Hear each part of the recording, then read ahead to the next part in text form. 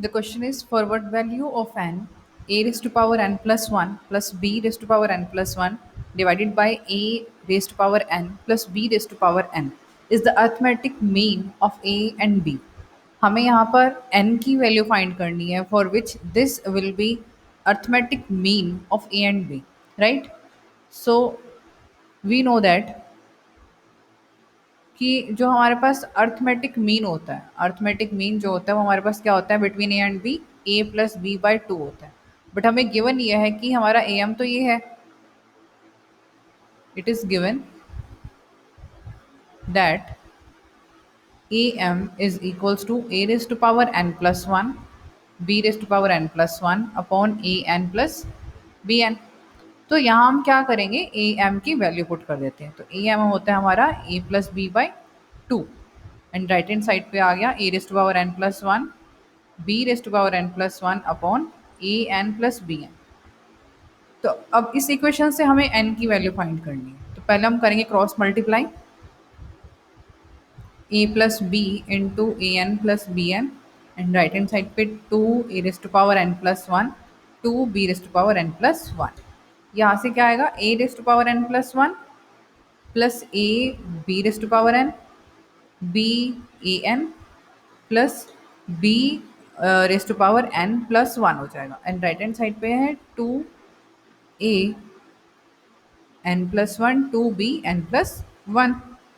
तो हम क्या करेंगे, सभी टर्म्स को एक तरफ ले जाते हैं क्योंकि कुछ टर्म्स जो है इसमें देखो सिमिलर आ गई हैं. राइट हैंड साइड पे भी यही है तो सबको राइट हैंड साइड पे ले जाएंगे. देखो तो यहाँ से हमारे पास क्या बचेगा फिर, two A rest power N plus one minus this, तो ये वन टाइम बचेगा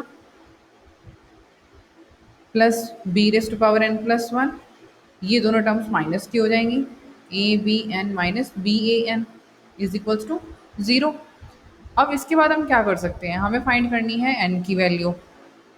तो अगर यहाँ से हम देखें तो कुछ कॉमन आ सकता है, जैसे कि a rest power N plus one term है और लास्ट टर्म ये है, इसमें से हम ए एन कॉमन ले सकते हैं और यहाँ से हम बी एन कॉमन ले सकते हैं, है ना. तो यहाँ से हम पहले इनको रीअरेंज करके कॉमन लेते हैं. तो मैंने इनको रीअरेंज कर लिया, plus B rest power N plus one minus A B N is equals to zero.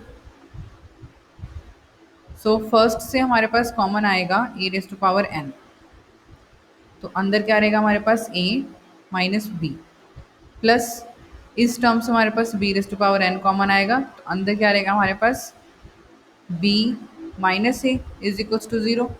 देखो यहाँ a माइनस बी है, यहाँ b माइनस ए है, तो अगर यहाँ से एक माइनस कॉमन ले लेते हैं तो दोनों हमारे पास फैक्टर सेम हो जाएंगे.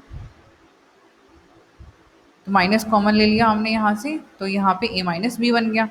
अब इसका क्या फ़ायदा हुआ कि हम यहाँ से a माइनस बी कॉमन ले लेंगे.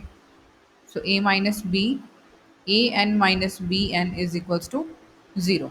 तो अब देखो दो फैक्टर जो हैं इज इक्वल्स टू ज़ीरो आ गए हैं, इधर a minus B is equals to zero और a rest to power n minus B rest to power n is equals to zero. अब ये तो नहीं हो सकता कि यहाँ से a is equals to b आ जाए. अगर a और b इक्वल आ जाएंगे तो हमारे पास जो दोनों के बिटवीन ए एम है वो हम फाइंड ही नहीं कर पाएंगे, पॉसिबल नहीं होगा ना. तो ये वैल्यू जो है हम वो रिजेक्ट कर देंगे. तो दूसरा हमारे पास क्या बचा, a n minus b N is equals to zero.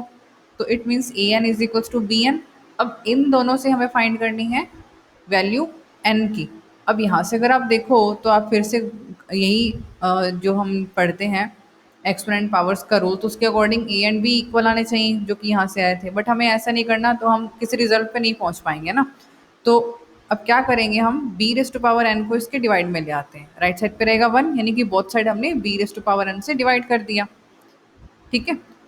अब राइट साइड पे है वन, अगर हम इसे a by b rest to power zero लिखें तब भी तो उसकी वैल्यू वन होगी, है ना. लेफ्ट साइड पे a by b rest to power n है, राइट हैंड साइड पे a by b rest to power zero है. अब बेसिस सेम है तो पावर भी क्या होंगी, इक्वल होंगी. तो एन की वैल्यू आती है ज़ीरो, राइट. तो इस टाइप से इस क्वेश्चन को हमें सॉल्व करना है. Thank you.